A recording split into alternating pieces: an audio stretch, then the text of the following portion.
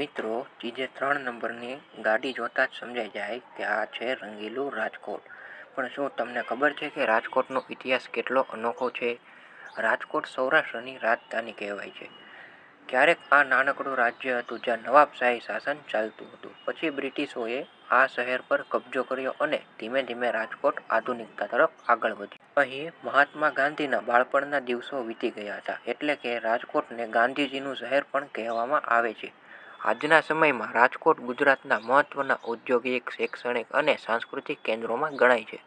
Rajkot RTO એટલે કે ચીજે 3 હેઠળ રાજકોટ શહેર સાથે ગોંડલ, જામકંડોરણા અને ઉપલેટા જેવી જગ્યાઓ પણ આવે છે. અહીંથી જ હજારો વાહનો રોજ નવા નંબર પ્લેટ સાથે રસ્તાઓ પર દોડે છે. તો મિત્રો, હવે જ્યારે પણ તમે ચીજે 3 નંબરની ગાડી જુઓ ત્યારે યાદ રાખજો કે એ ફક્ત વાહન નથી, એ રાજકોટની ઓળખ છે. તો ગુજરાતના તમામ જિલ્લાઓના ઇતિહાસ માટે મારી ચેનલને સબસ્ક્રાઇબ કરો અને